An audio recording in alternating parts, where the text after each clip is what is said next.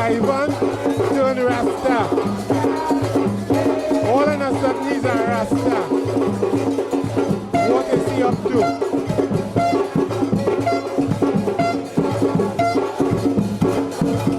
Is he one of those who been doing activity in Central that Pulsi Bagan talked about?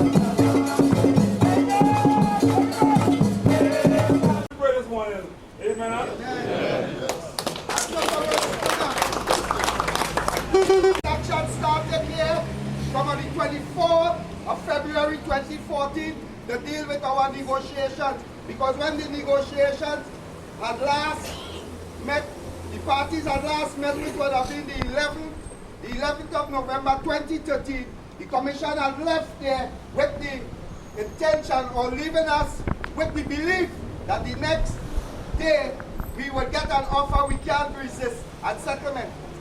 Comrades, it took 3.5 months and protest action out here from on the 24th of get the commission or the minister and the authorities to respond.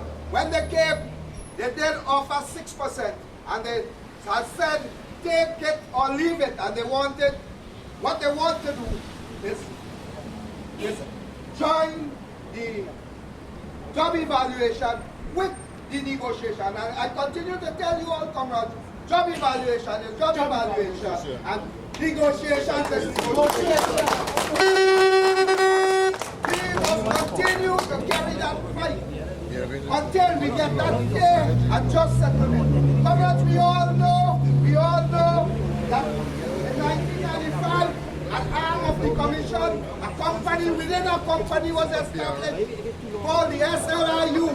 Today, they call it the Public Lighting Department, SILU, PLD, same damn thing, comrades. Now, comrades, what is going on there is actually a slave camp running there. They are breaking the IRA, the collective agreement, the OSHA, court orders, maternity act, etc. Comrades, we had meetings, the branch even wrote a letter on the 29th of April to Shazad Mohammed, the manager there, to no avail.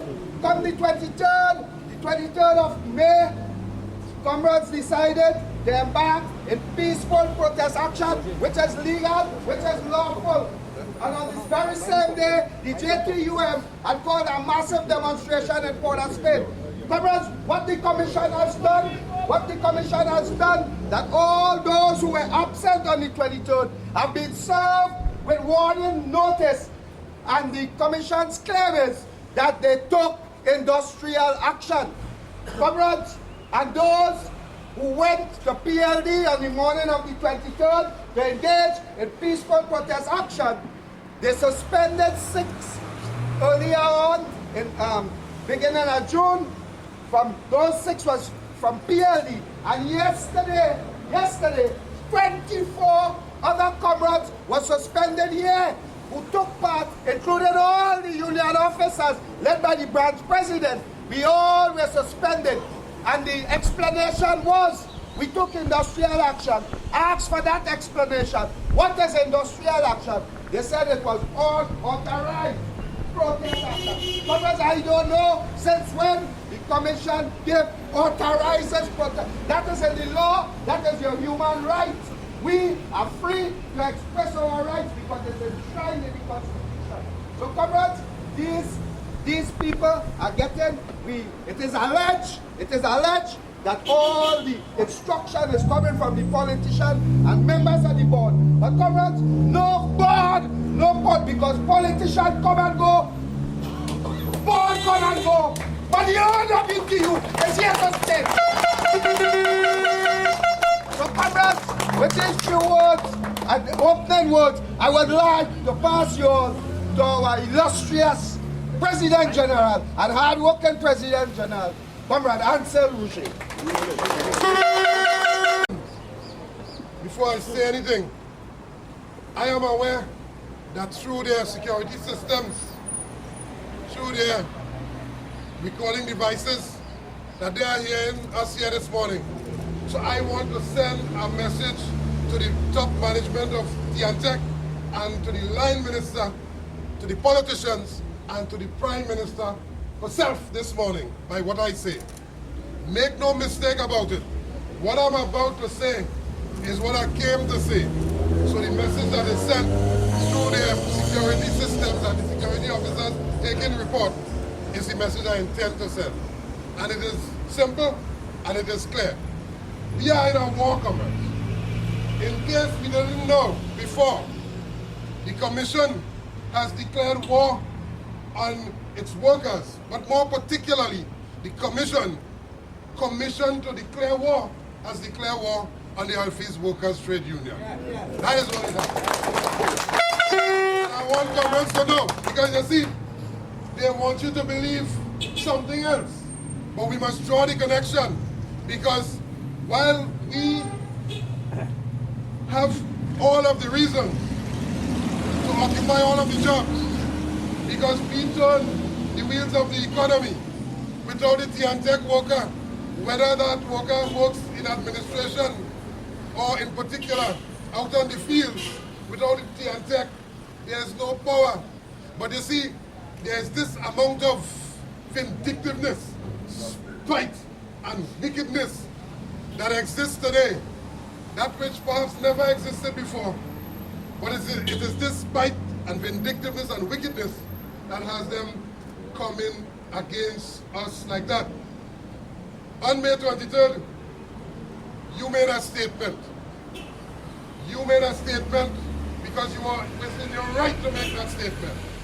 But so powerful was that statement, so powerful was the contingent of the Office Workers Trade Union, joining with the thousands, putting our thousands with the thousands to make a statement, which statement has to do with our campaign for justice at the workplace, campaign for justice with respect to all of the issues that are occurring, with respect to the corruption, all of those things. But because you made a statement, and coming from T&TEC, the contingent, the support for that event, they told themselves, you see that? That must not happen again, and we must break the spirit of the T&TEC workers. And that is why, comrades, they started with what they considered to be the weakest link at the PLD, where they felt they could intimidate those workers. Now, you know, as well as I do, that in PLD, it's the most amount of violation of the collective agreement, the most amount of unsafe practices, the most amount of breaking of the law, the whole question of violation of the USH Act and so on. Everything that is anything that goes on there is not correct. And so the officers and the workers, they have a duty and responsibility to point out that, but more importantly, stand up and identify it, not just to themselves, but to the world. So the first thing we want to say this morning, that we are aware that on that day, when comrades went to rescue the comrades who themselves at PLD needed rescuing, the comrades did absolutely nothing wrong. Nothing wrong at all. As a matter of fact, the same people today who I'm understanding now going to be down somewhere in Pinal, dealing with SCA results and so on, and playing smart with foolishness and trying to politicize the whole question of common entrance results and all of that nonsense. The same lady went on a political platform in 2009, 2010, and telling Trinidad and Tobago, telling the country that unsafe practices occur at T&TEC. You remember the whole question of the toxic poles and so, and the problems and the issues and the corruption in, at that time it was SLIU, and the whole problem they had with Clifton and Ramlal, telling everybody. As a matter of fact, where did they get that information from? They got that information from the same campaign that we had, because at the time we were involved in a campaign against the unsafe practices. We were involved in a campaign against the high level of corruption that was taking place at T&TEC. What did they do? They used that. They used the workers. They used the workers' struggle to get into power. They now, on the basis of the struggles that you were waging, they got a job. They haven't had a job now, taking away your job, suspended. Could you believe the level of wickedness and so on that is occurring here?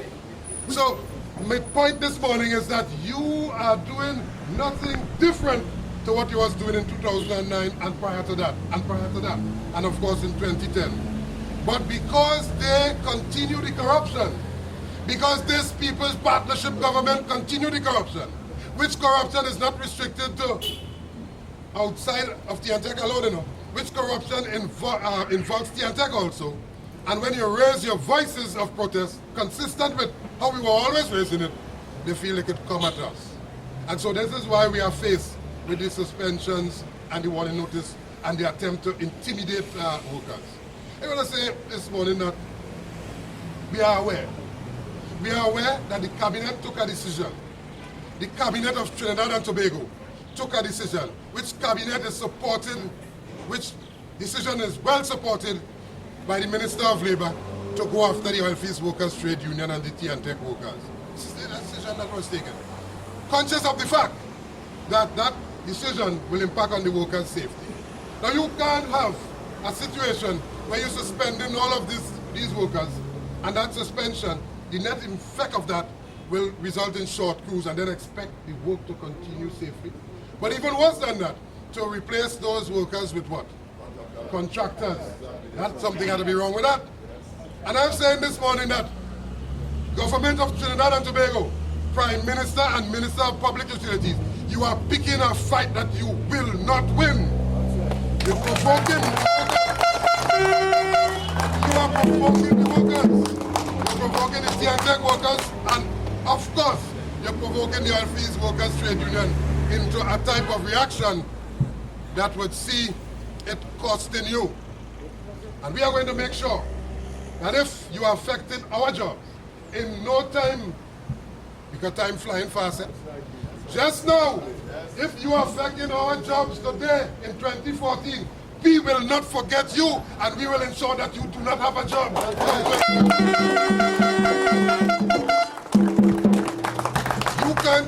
You can't suspend me for the right thing. I'm standing up for the workplace being safe.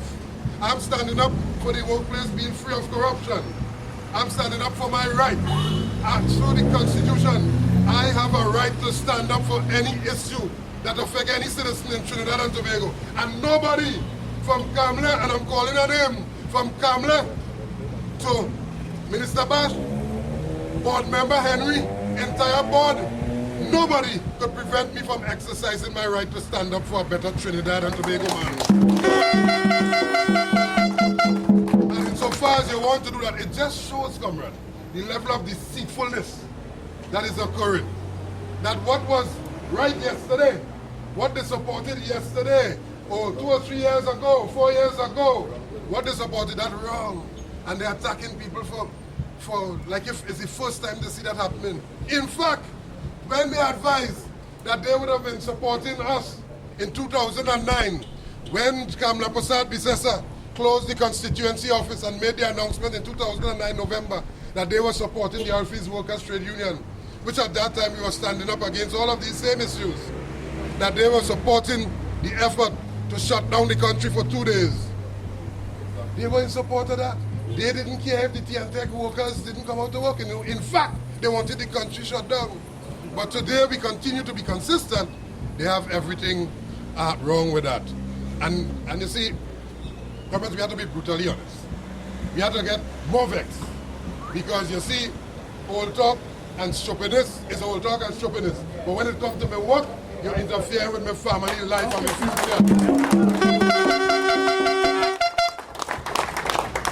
Will you ever hear in this world, but more than that, will you ever hear in the OWTU and in Trinidad and Tobago and in T&TEC, workers can't protest? So that the place is so unsafe, so that the place is so filled with corruption, and workers can't. Will you ever hear that? And so that if you raise your voice in protestation, you're now given letters of investigation and so on. And as I said, we are aware of that. We are aware that that decision was taken. And I wanted to point you to Petrotrin and to NP. It's the same type of approach that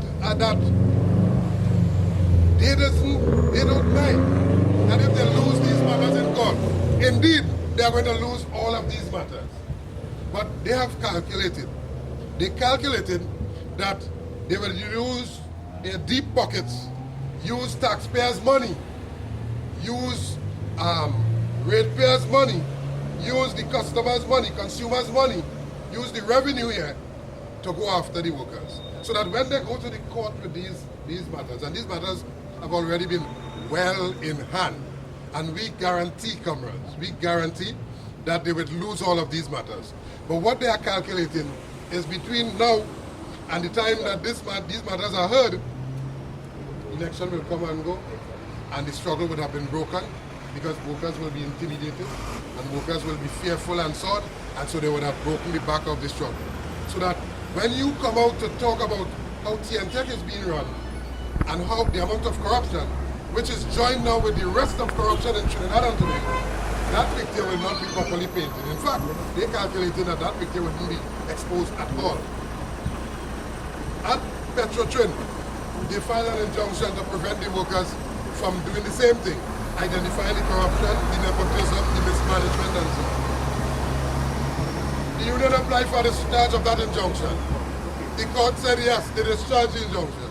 They appealed that decision, and pending the appeal, before the appeal was even granted or heard, they wanted the injunction to go back in place. Now they know they're going to lose the appeal, but theirs is the strategy to, while they are hearing that appeal, put back the injunction to prevent the workers from coming out and exposing them. They lost that. They appeal, they lost that, they lost. And so they don't mind going from step to step, using taxpayers' money in a make work program, making work rally only for their lawyers. As in T&TEC, making work for their lawyers. They don't mind that. But the net effect of that is to try to stave off the exposing of all of those issues. And that is the best strategy that they can come up with. Well, we continue to win those matters. And let me just announce here this morning, the TCL model is another prime example that comrades would have seen at TCL. Well, you don't have that right through the law, the IRA, but at TCL, the workers have the right to strike. They exercise that right, a full 90-day strike, something that this country had not seen for ages, for years, decades and so on. The only union to execute legal strike action in Trinidad and Tobago effective is the Alphys Workers Trade Union, and the TCL workers did that. What did the management did? With the support of the government, is to lock the workers out after. Legal strike, lock the workers for exercising their right. Well, those matters went to the court, and we just have a few workers to be reinstated, subject to their hearing at the court, so that every single worker, at the end of the day, will receive justice. But more importantly, I want to announce, as we strengthen ourselves here this morning, the issue of the negotiations has been settled with a ruling at the court, and the court has awarded to the workers just what they stood up for. They awarded to the workers a provision that in the collective agreement that guarantees them a profit sharing, and on top of that, their 9% increase for the period, something that the management didn't want. So the management calculated that if they didn't send workers back to work, they run the full 3 months of the strike, at the end of it, they would have lost, the union would lose in court, and they would come out victorious. Today that management is still in place. They failed at the strike, the management, that is, the workers got justice last week through that judgment, and the union is once again victorious. God don't sleep. God don't sleep at all. God don't like injustice. God don't like ugly. But we are having, with this government, we are having the most amount of injustice and the most amount of ugly actions this country has ever seen in its history. On the board, and I saw a name displayed here this morning, on the board, his only mission is to carry out an attack against the Alphys Workers Trade Union. But at the same time, position their company for contracts, not just in T&TEC, all over the place, exploit workers in that security company, or those security companies, and go home with their pocket filled. It's all about the money, comrade. It's all about the money. It's all about the unholy alliance and ungodliness that takes place at the level of governance in this country. And it seems that if you didn't get pre-action protocol letter, you're giving the workers notice of investigation. You're giving the workers notice of suspension and so on. Well, I want to just back and remind comrades that in the last negotiations, you, the T&TEC comrades, just as you did from what? February to now? From February to now, where you would have had every morning a sustained effort.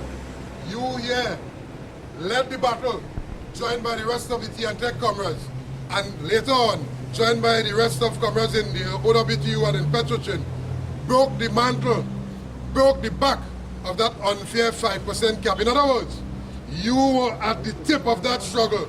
You are at the point of that struggle, breaking the 5% cap. No amount of suspension, no amount of warning notices would suppress the action of the Alphys Workers Trade Union. None. They could suspend from now till the cows come home. We are going to do what we have to do, what we have always done in this country as OWTU members and of course comrades here in San Fernando. And I heard you singing that you're not afraid. And I want comrades to mean that, because we cannot allow ourselves to be intimidated by this action. We are seeing through their plan. We are seeing through the plan to try to prevent this thing from going forward. Job evaluation. Just imagine that. Job evaluation, the management fix themselves. They fix themselves at the top echelons of the management. And now they want you now to accept both job evaluations and negotiation as one item. Well, the president is correct. Workers are correct. And I'm informed that wherever the general manager go and he peddle that foolishness, it is being outrightly rejected, and correctly so, that the negotiations ought to be treated separately and the job evaluations ought to be treated individually. But even more than that, there's an effective date for implementation of job evaluation, and we have to insist, just as they fix themselves, those who do the work at all levels must be treated equally. So in this country you have two set of people. A set of people who feel that it's themselves unto themselves and they must get the best, and to hell with the rest. Well, today we want to say the rest talking, and the rest are prepared. Those rest that they're saying to hell with, the rest are saying that, listen, we give you a job, and your job is not to take away our job. If your job, you see your job as taking away our job, we are prepared to ensure, we must ensure this, because we want to remind them that workers are voters. So just as you could send an instruction to the management of T&TEC to go at John Suklansing and all of the officers here, to go at those workers in PLD, to go at the workers in ARIMA and all of the T&TEC branches, indeed, to go after the Alphys Workers Trade Union. Just as you could send an instruction, which instruction is attempting to victimize those workers, politically victimize those workers, only because they're standing up for their rights. Be reminded that workers are families, workers come from community, workers carry influence, and that workers are voters. And if you want to take away my work, I am well prepared, and I hope comrades understand that you should be well prepared to do all what is necessary to ensure that we see the backs of all of them. For I don't care who wins, but if you take away my job, you must lose when the time comes.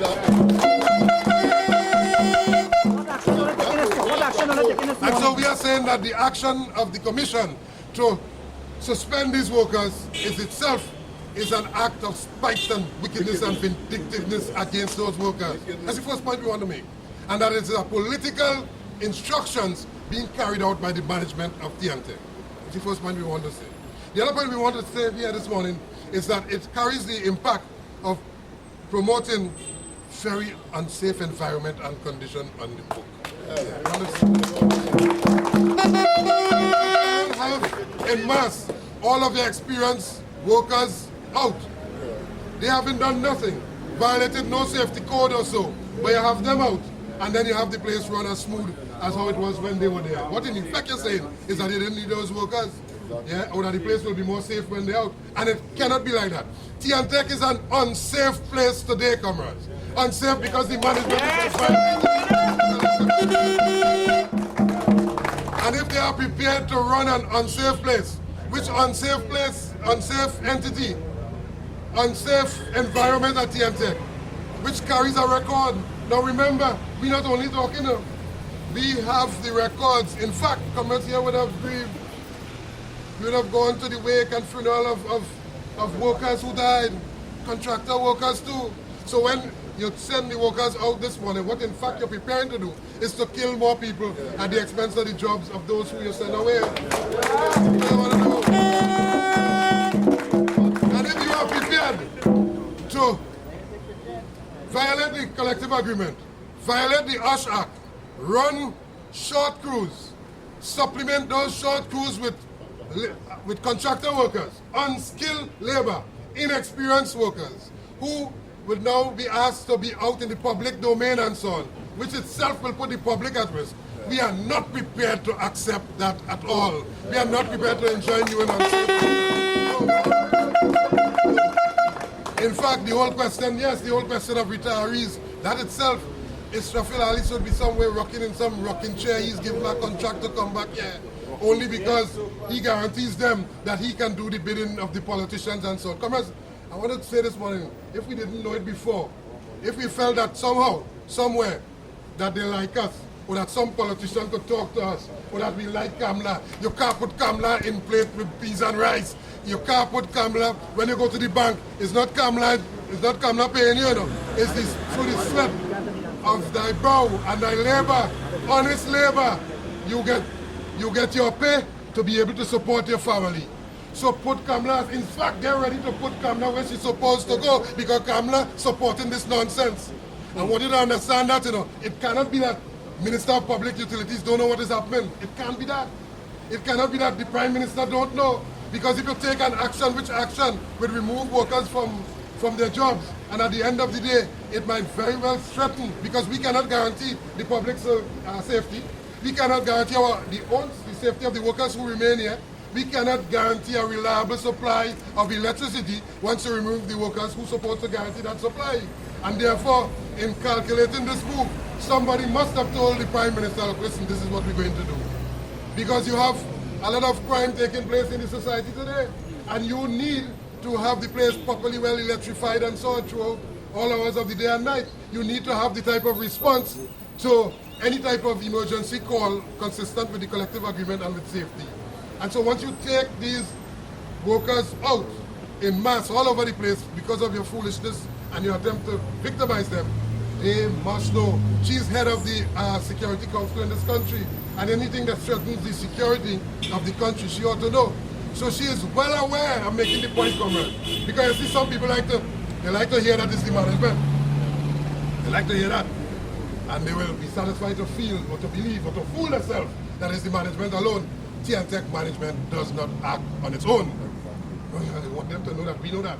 But more importantly, I want you to know that. Because when they come for your vote, after they have you outside, and even if you were not suspended, you had a threat of suspension hanging over you. You work alongside a worker or brother who was suspended. You don't understand that? So you must feel threatened, you must feel impacted and affected, even more than the worker who would have been sent home. A decision has been taken on him, but you are hanging in abeyance now, not sure what is going to happen next. And that itself is an untenable situation. It's unsafe. And so the whole environment is rendered unsafe. The point I'm making, Comrade, is that don't feel safe or feel that, hey, my brother, he was suspended. Okay, I'm sorry for him and so on. And it's business as usual. It cannot be business as usual. The Office Workers Trade Union. You cannot ride the backs of workers into office, political office, turn your back on them. When they stand up for justice, consistent with how they were always standing up, you want to victimize them and so on, and then it's business as usual. We will not forget. We will not forget. And comrades, we must not forget, because if you give those, what do you think will happen? When the time comes and they come into the communities, you see the short sighted there? They believe that you from somewhere else, So when they go to all the communities in the campaign, talking about vote for me, we will set you free. We will fix all of these things that we didn't fix before. And the union unreasonable. And we didn't have enough time. And we want another 5 years, another contract to go back to continue to do all the things that we are doing. They're talking to you. They forget that what they did to you here this morning. They forgot what they did to you when you stood up for your negotiation. 6% is not enough. We are not prepared to accept 6%. They're fixing themselves. There's no way in the world, suspension or not, there's no way in the world this union is going to accept a 6%. But even more than that, we are not going to accept the approach of joining 6% with job evaluation. Yeah, man. So, what we have to do, comrades? The question is, going forward, what we have to do? We have to send a strong message to them. Tell them, listen, we like you, we like you. We like you, Kamla. I think in my attack way it's supposed to go, whether comrades like it or not. Somehow, somewhere, you have some little bleeding heart saying, every time you talk about Comrade, it hit them in the heart. They feel it. But Comrade, it hit in the heart. Comrade is at the heart of all of the problem. What we suffer here in T&TEC, man. Let's understand that. Yeah. I made the point, I carefully made the point, that she could not know what is happening. She knows exactly what is happening. And she probably didn't sign off on that, but she agreed with the approach. Everybody foolishly mistaken, believing that they will attack the OWTU and they will get away. Well, let me just remind them, they have 4 years. They wouldn't see another 4 years or 5 years. We have 77 years in the unfaithful. We see politicians come and we see them go. We create the environment for them to come and we certainly create the environment for them to go. So think about it. Think carefully about it. All of the bleeding hearts, all of those who feel that they're not touchable. If T&TEC fail, and the way they're pushing T&TEC, they're pushing T&TEC to fail. At the end of the day, all of those who believe they could support or they feel that the government is here and they have a little wicked commission. You have a wicked commission, yes. A wicked Ramsook, yes, you have all of that. But Ramsook is not acting alone, I want you to understand. If you have to leave with one message here this morning, that message must be that the action taken against Comrade Suklal Singh and the officers, because they're trying to attack the officers. Where you ever hear that? Where you ever hear that your actions were in contravention of a notice to all employees issued on April 10th? Reminder notice to all employees issued on May 21st, 2014, stating that serious disciplinary action, inclusive of dismissal, will be taken against workers who engage in industrial action. You think about that. Employees are also reminded of the consequence of embarking on such industrial actions by the management during meetings. So I'm informing you here this morning about what happened to these workers, about being safe on the job, because they take away the full complement of crews and are attempting now to replace it with contract workers. I'm informing you how unsafe that is, because it has been the experience at T&TEC that people die, workers die, contract workers are dying. We have make up that. We went to the funeral, we went to the wake, and so on. We bury workers who die as a result of Ramsook running an unsafe T&TEC. That happened already. I'm here this morning warning you that we have to be careful, extra careful, because if they remove permanent skilled workers and replace them with contract workers, we have to be very, very careful about how we go about our daily routine and so on. And that is industrial action. That can be industrial action. When we call all of the citizens, but more importantly, in calling all of the citizens, we have to have our troops, Blue Shirt Army, comrades who were at the helm of breaking that 5% cap, the T&TEC workers who have a high degree of militancy and consciousness and awareness to come to those struggle to support your union, to make the point that the country is not being run properly, that T&TEC is not being run properly, that Petrotrin is not being run properly, that all of these state enterprises, at the end of the day, if they are not managed properly, the country will lose. But not only that, they will put workers' lives at risk. When we call you, and comrades came who are on the off day, comrades who took days off and so on, comrades who by whatever means came to that process, exercising their democratic right within the Constitution of Trinidad and Tobago, they're taking action against you. Think about that. And then the following day we understand, when they got all but the 3,000 persons huddled up in a little corner in mid-center mall, in a failed attempt to show the country that they still have support for the nonsense. That's the following day when they had the UNC rally.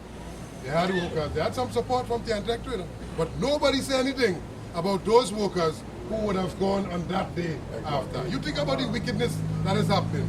The day before, you stand up for your country, which is your right to so do, they victimize you. But the day after, whoever go to the UNC rally, come from T&TEC, you had that too. nothing, no, nothing up. So they love you for that, and they hate you for the other thing. Well, we are accustomed to the half and half country. One time, the people who in opposition, they love you because of what we are saying. As they get in government, they hate you because you're saying the same thing. The same thing you're saying yesterday, you're saying today, that there's corruption, there's mismanagement, there's unsafe conditions in T&TEC. They hate you today, but they love you yesterday. You know why? Because they love nobody else but themselves. A selfish bunch of people. Yeah. But wickedness, corruption, spite, vindictiveness, mismanagement, all of that will have its day. And it will have its day not only when they send home them, catch them and send them home one by one, you know, but finally that will come to an end. And you, comrades, you have a responsibility. I will come back right here and elsewhere and go on a public campaign throughout the length and breadth of this country because they provoke the wrath of the Alphys Workers Trade Union. I will do that purposely to ensure that they are repaid properly when that time comes, and the time coming very, very soon. So go ahead and suspend workers. We will have our day in court. The workers will be back on the job. That is a wrongful and vindictive suspension, but the time will come. But my point I'm about to end here this morning, comrades, by reminding all of those who are watching you, when we say Kamla, we're watching your reaction, who feel that she don't know about that she very much involved in all of that. Look at it. Look at what is happening in this country. She has a minister who she don't have to take any investigation or any report. Just view the tape, listen to the voice, and you will see how indisciplined he is. You will see the act that has been committed. You will see that there can be no denial. But she supports him. He is on the job. He is still on the job, despite empirical evidence. But you, the workers, working hard day and night to give power, yes, to give power, to put light in that same 201 room, where, yeah, for them to roll the thing. Wait not for the T&TEC workers. Wait not for you, the T&TEC workers. They couldn't have current electricity on that day to roll what they're rolling and so on, and to do what they were doing. You understand? But you doing that, working hard night and day, and in between, they're suspending you for standing up for your right. But where there's evidence that she's supposed to take action, she refused to take action. And you call that decency? You call that somebody who is in charge and somebody who deserves to be at the helm of this country? But all of that is good, you know, is that fun and games and a whole talk in the park. But when you come to my job, comrades, you're attacking the very root of my existence, and I have to respond. And that is where we reached to here this morning. We have to draw the line, comrades. We have to draw the line. And if you declare war on me, an unprovoked attack on the Alphys Workers Trade Union, there's absolutely nowhere in the world we would sit down and fail to respond. We are going to respond in ways that you know we know, and in ways that you don't know that we know, but we know we're going to respond all the same. And we want them to know this morning we put in you on notice that everything cannot be hunky-dory and business as usual in T&TEC. It cannot be. It cannot be business as usual in San Fernando, Central, Arima, Tobago, because you are attacking the workers for standing up for justice. Let me tell you, comrades, work is a sacred thing. Work is a sacred thing. By the sweat of thy brow thou shalt eat bread. When you leave home in the morning, and comrades may not pay attention to that, and those who are more schooled biblically than me would know, when you leave home with an honest intention to go to work, you're going to work in an environment you're not even sure to, you're not sure you're reaching back home. But all the same, because you want to earn an honest day pay, daily wage, you follow the teachings by the sweat of thy brow, thou shalt eat bread. So it's a sacred thing. But in doing that, you have a responsibility to ensure that you work safe, that you secure your life, that you secure your limb, that you secure your brothers, you are your brother's keeper, that the ones next to you, that you look out for those workers, your co-worker, and your co-worker look out for you. But when you have a management interfering with all of that, removing from next to me the experienced worker, which experienced worker would have seen a fault, would have seen an unsafe condition, because his is a trained eye to see that. When you remove that and you replace it with contract worker, only because you want to send a message, only because you want to victimize me, what in fact you're doing, you're interfering with the sacredness of work. You interfere with my very existence. And so we have a duty and responsibility, comrades, to do what we have to do. And again, I want to end by reiterating that it cannot be business as usual in T&TEC when you suspend all of these workers unfairly and unjustly just because you're carrying out political instructions and so on. Absolutely not. And we will have our day. But even between now and then, when we have our day, you will be inconveniencing the consumers. You will be putting at risk the consumers. I want the media to carry that. T&TEC management has embarked upon an action, which action carries the net effect of putting the public at risk, putting the workers at risk, creating a very untenable environment in T&TEC. I want to end here. We have a lot more to say on this and a lot more issues. But let me thank comrades for keeping the fight, keeping the fire burning from since February to now. Yeah, same kind of, they don't like that, you know. And just what they don't like is what we must give them. And so I want to thank comrades for coming out on, this is my first opportunity to tell you that, for coming out on May the 23rd, the same thing they don't like. Because, you know, they tell the world that everything is okay in this country, you know. They're living in the next Trinidad and Tobago, you know. One where everything okay, one where T&TEC workers are no problem, petrotrin workers are no problem, one where they're filling their bags with money, where all the corruption taking place, and nobody see, nobody care, nobody know. That's the world they're living in, you know. Where they would like everybody to believe everything is okay. So they will go abroad and tell the world that we have peace in Trinidad and Tobago, that we have no crime in Trinidad and Tobago, that we have no industrial relations problem, that T&TEC is being run efficiently, nobody dies at T&TEC, no contract labor, no violation of collective agreement. They tell the world that. So when we come out on the streets, or when we gather here, it makes a lie to what they say. And that is what they are upset about, because it's a serious and sharp contradiction with what they are telling themselves and what they're telling the world. So when you were in your numbers, and again, despite who came, we call all for May the 23rd, but I want to tell your comrades this morning that the T&TEC workers, the Blue Shirt Army, responded in mass on May the 23rd. Look at that film, and you would recognize how much of us stood up in defense of a better T&TEC and a better Trinidad and Tobago. And that is what they don't like. But that is what they will continue to get until we hung them out of office, because they are hounding us out of our jobs. Yeah?